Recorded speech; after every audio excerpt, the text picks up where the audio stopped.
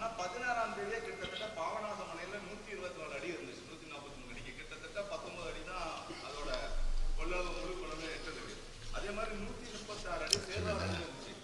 ஏற்கனவே 92ல நெல்லை மாவட்டம் இது மாதிரி பாதிக்கப்பட்டது. இதே மாதிரி டேம்னா அதிகமா தண்ணி இருந்தனாலதான் தண்ணீர் மலையில மழை ஊர்ல மழைங்கும் போது ஒட்டுமொத்தமா தாமிரபரணி வந்து இந்த அளவுக்கு வெள்ளப்பெருக்கு. இதை கூட ஒரு யோசிக்காம நம்ம தண்ணி விட்டுட்டோம் சொல்லி பொதுமக்கள் தொடர்ந்து குற்றம் சாட்டிட்டு வராங்க. இதே மாதிரி தகவலும் சரியா தரல. இல்லைங்க, நீங்கள் இந்த அணைகளுடைய இருப்பை பொறுத்த மட்டிலே முதல் நாளிலிருந்து எவ்வளவு கன அடி தண்ணீர் திறந்து விடப்படுகிறது என்பதை நாங்கள் அறிவித்துக் கொண்டிருந்தோம். 45,000 அடி கன அடி தண்ணீர் வருகிற போது சொல்றது கேளுங்க, நான் சொல்கிறேன், நான் உங்களுக்கு விளக்கம் சொல்ல. 46 இருக்கிற போதே நாங்கள் இங்கே வருகிற போது சுத்தமல்லிக்கு கீழே இது 1,00,000 தொடும் என்பதை அனைவருக்கும், அதுக்கு முன்னாலே வெள்ளப்பெருக்கு வருகிறது என்பதை அனைவருக்கும் நாம் குறுஞ்செய்தி மூலமாக முழுமையாக தெரிவித்திருக்கிறோம். அதற்கு பிறகு இரவு கடுமையாக தொடர்ச்சியான மழை வருகிற போது 1,00,000 கன அடி வரைக்கு தண்ணி வருகிறது. நாம் முன்னெச்சரிக்கை நடவடிக்கைகள் எடுத்த காரணத்தால் தான் தாமிரபரணி ஆற்றினுடைய கரையோரத்தில் இருக்கக்கூடியவர்களை நாம் பாதுகாப்பான இடங்களுக்கு கொண்டு போயிருக்கிறோம். நீங்கள் குறிப்பிடுவதைப் போல இல்லை இல்லை, நான் பதில் சொல்ல முடியாது. குற்றச்சாட்டு சொல்றது யார் வேணாலும் சொல்லலாம். ஆனால் உண்மை நிலைமை என்னன்னா,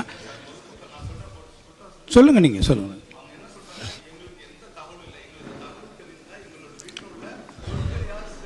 இன்னொன்று சொல்ல சார், நாங்கள் அத்தனை பேருக்கும் நாங்கள் செய்தி நீங்கள் வேண்டுமானால் குறுஞ்செய்திகள் இல்லை அத்தனை இல்லை சார், நீங்கள் கரையோர மக்களுக்கு அறிவிப்பே இல்லாமல் இருந்து நான் சொல்றதை உங்களுக்கு கேட்குறேங்க. நீங்கள் சொல்வதை போல கரையோர மக்களுக்கு எந்த விதமான அறிவிப்புமே இல்லாமல் இருந்தால் 1,00,000க்கு மேற்ப 1,45,000 கியூசெக்ஸ் கன அடி தண்ணீர் வருகிற போது எவ்வளவு பெரிய உயிரிழப்பு வந்திருக்க வேண்டும். நீங்களே பாருங்க.